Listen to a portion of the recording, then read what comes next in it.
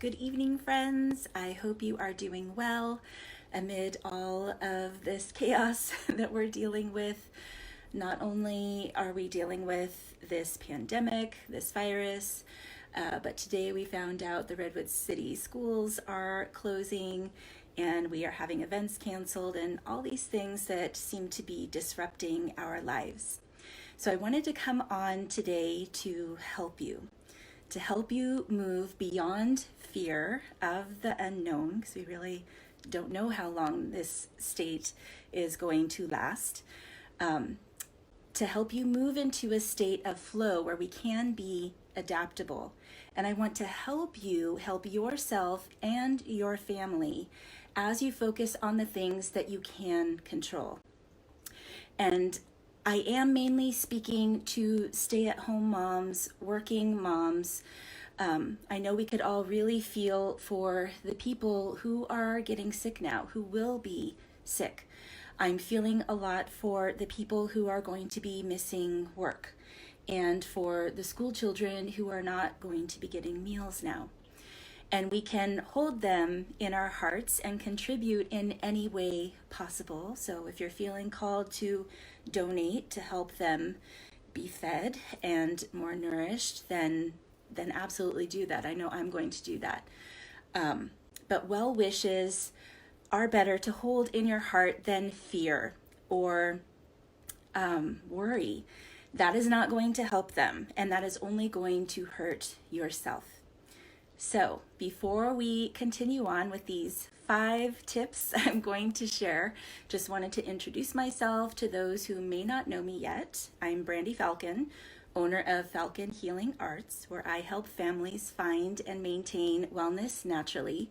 And I do that here on the San Francisco Peninsula. I'm an acupuncturist, a yoga teacher, a doTERRA essential oils educator, and I love helping people. It is what I do, and wellness is my main focus. So this is what I'm an expert at.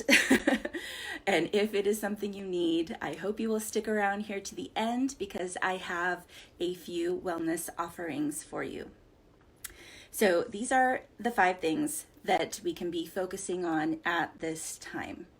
Number 1 is self-care.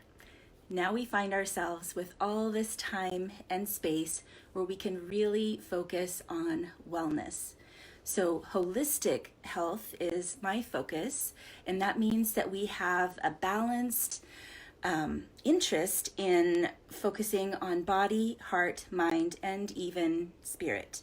So if you are used to racing around each day, we're not going to be doing that, obviously. So you may want to make an intention to spend more time nourishing yourself in any area that you feel might be lacking. So physically, exercising more at home. Our gym just closed, so that's not available either. With the nourishment, making sure that you are planning and making your meals now. I'm going to talk about that a little bit as well in the next point. Address any nutrient gaps you may have. Most of us are malnourished, and we know that this virus is opportunistic. It's already been told to us by the CDC, but it's usually the case with any pathogen that they will infect someone who is weak. And we can be in this weakened state because of poor gut health. So again, that goes back to nutrition. Emotions affect gut health, so dealing with stress management, we want to be focusing on. And then, of course, those nutrient gaps. So I addressed physical, which is exercise, nutrition, mental. We'll actually talk about that in a moment with mindset. And emotional, of course, working and processing any emotions that are coming up during this time. And we need to be thinking of our health as more of an investment, not an expense. And if this is not something you're used to, then you could also take this time to make that mental shift. Wellness will keep you well. Wellness is going to protect you. So instead of being caught in fear of something that's going to get you, you need to change your thinking. And again, do what you can to support yourself and to support your family. And again, if you want to do that naturally, I have a lot of resources that can help you. So I have notes here so I don't forget anything. I think that is all I wanted to say about point number 1, self-care. Oh, and also make sure that you're getting enough sleep. And this will be better now that your kids are not going to school, because they will be able to sleep in too, and you'll all be more relaxed with that in the morning, and will help with your health. So tip number 2, tend to your family and your home during this time. So like I just said, allowing for more time sleeping, allowing for a slower pace, spending more time with your family, which of course you're going to be doing if you are homeschooling. This is a time of connection, and it might be a little more challenging this time of year. In spring, it's a very vibrant energy that's behind it, a very creative energy that's behind it. So unlike winter, where we were resting and restoring our energy, this is the time to act. But we can still be challenging this energy into our family and our home. So it'd be the perfect time to organize, to do some deep green cleaning. You can be making meals together. And if you are not a cook, this is the best time to be focusing on that and improving your skills in the kitchen. Spending time in your garden. If you don't have a garden, establishing a garden. You will want to still be outside. Even though we are socially distant, doesn't mean we can't go outside of our house, especially in your own yard. Connect with your space, connect with the earth this way. And again, this circles back to that self-care. And of course, when you are out in the sunshine, and I highly recommend not using sunscreen unless you're going to be outside for more than an hour, you do want vitamin D. It is extremely protective for immunity.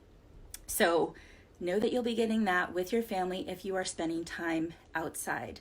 And you can, I think it's still perfectly fine to be going on hikes. You're not in close contact with people as you're doing that.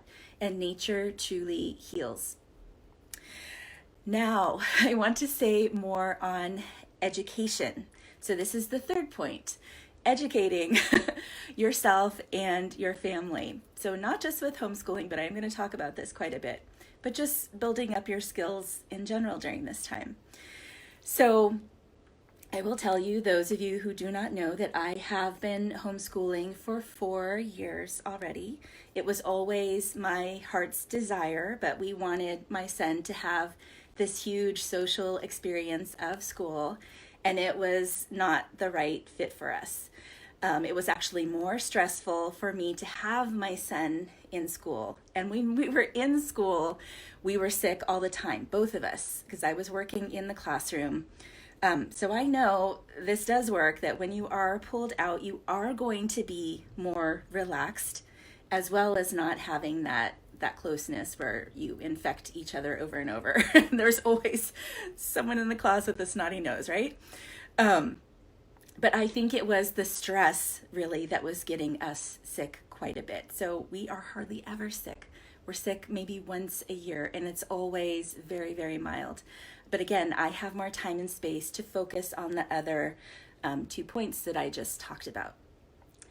So more with homeschooling. I'm not going to tell you how to homeschool. I went through many different models. I tried to be more structured immediately when we left school. I think that's where we're all at. We're trying to create this school at home for our kids. And some kids do not adjust well to that. My son did not adjust well to that. But we always had a lot of freedom in our schedule, and that's part of the reason why we had a hard time in school. And the stress, the schedule, and then other issues with bullying already in kindergarten. But what was I saying? So the structure was not so good with my son, but if your child has been in school for a while, I really don't think you're going to have a problem with that. Hopefully your school is going to be giving you curriculum that you can follow. My best advice is to just stay very cool and relaxed about this. Don't try to be your teacher, your son's or daughter's teacher. You're still their parent, and try to stay very cool and lighthearted about all of this. Let them do their studies in their pajamas. Let them have music on. Make it fun and enjoyable. And I personally, when we had more structure, and here and then I try to insert more structure in our days when I feel like we are too loose, we will just do things for 20-minute chunks, and then we will go do something else. And that transition in between would be a good time for you to go for a walk or to work in the garden or to make meals together. So that's all I'm going to tell you about that. If you need homeschooling resources, please ask me and I can point you to those resources. But it may not be something that I'm actually doing at this point. And then this is also a time where you can be educating yourself. So not just on being a homeschool parent, I will say more about that in a bit, but just spending more time with things that interest you. So are there some more skills you want to develop during this time? Maybe you can sit back and reflect on what you're doing for your work. I know I'm going to be using this time to plan out my social media content more, and I have this course that I'm wanting to develop, and I have all this energy, and honestly, these last few weeks have been so busy for me, so I am really looking forward to having more time to focus on that this week. So think about what you need and what you want to develop with yourself. Let's see, I think that's all I wanted to say. Oh, except this, and this will go back into mindset, is that with the homeschooling, you are your child's best teacher. And you may have great reverence for their school teacher. They have awesome jobs. To be able to reach all those kids is really, really hard, but you know your child the best. So going into point number 4 is we can be changing our mindset. This is huge during this time. There's a lot of negativity out there, a lot of doom and gloom. I don't want to be that person for you. And you can think about what you're bringing into the world when you're sharing social media posts and everything. And when you're homeschooling your child, what energy you're bringing into your home classroom. I am seeing a lot of posts from friends who are wanting more information on homeschooling, and I generally want to help you. And I am thinking more than anything, you need a huge dose of confidence and self-assurance. Because again, you are your child's best teacher. And this does not need to be perfect. They learn so well, regardless of the conditions really, with you as their guide. So this has always been the case. So having a lighter attitude, a positive attitude. Oh, so stop complaining. That is a huge piece of having a positive mindset. And I'm seeing this with the post too about homeschooling your child. Everyone is saying, I don't know how I'm going to do this. And I'm going to need to have a glass of wine as I do this. And that's all funny with your friends. But these are things that we wouldn't say to our children. And this is something, you may not want to hear this, but it is the honest truth. The difference I have seen from when hanging out with our public school friends and with our homeschool friends is we as homeschoolers have stronger relationships with our children. We're not complaining about our children to each other. This is really time that we're cherishing with our children. So that could be a huge piece of your mindset, at least over these next few weeks as you're working with them. And I have a feeling that at least a few of you are really, really going to like homeschooling and what this is doing for you and your family. It's really empowering. And you can show them how strong you are and that you could do hard things and that you are adaptable. And that goes into my final tip, is to have gratitude. And that is challenging in times like this, again, where it's feeling so negative and like there is no positive side to it. But if you really think about it, there is. We're all coming together as a community. You have this opportunity to get closer to your family. You have this opportunity to get closer to nature. And this is what fuels me, is having a gratitude practice every morning. And it doesn't need to be this elaborate ritual. Just sitting up in bed, even laying down in bed as you open your eyes. Just be so grateful that you are alive for one more day, that you are a healthy, vibrant person who can add more light to the community, to the world, really. And this is going to affect your mindset. This is going to affect all your relationships, and this is definitely going to affect your health. So those are my 5 tips. And if you have any questions, please let me know. What I have to offer you is a pretty big wellness channel on YouTube. I have over 50 videos, I think, on there. Way more videos on there than I have Facebook Lives on here. Please look at those. I have a few yoga classes, many breathing exercises, tons of videos about nutrition, wellness, mindset. It is it's something I'm really proud of. So I hope you will check it out. I'm going to add this video to that catalog. And then I have 2 essential oil classes coming up that I'm going to do online. And this is really exciting for me that I'm moving this more into the online space. Kind of scared about this too, but I'm being brave for everyone. So that I'm going to have 2 classes, one on March 23rd that's focused on natural allergy relief. And then the next day on Tuesday, March 24th, and that's going to be an introduction to essential oils class. I think at this point I'm going to do them both live on Zoom, and then I'll put up the recordings in my essential oil lifestyle group. So I will put a link to my YouTube channel here in the comments, not in the description because Facebook doesn't like that. I'm going to put it in the comments.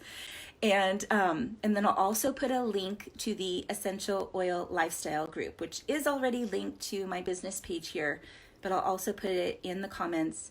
That group is open to everyone, so you don't need to be a customer of mine already, but even someone just mildly interested in essential oils. And again, I'll be doing these classes live on Zoom, but then I'll put the recording up in that page, and it'll be up for a week. So you can listen, learn. I have other posts in there where you can learn at your leisure how to take care of yourself naturally. That is all I have for you, friends. Again, let me know if you have any questions and any other way I can serve you. Thank you, and have a great rest of the evening. Stay well.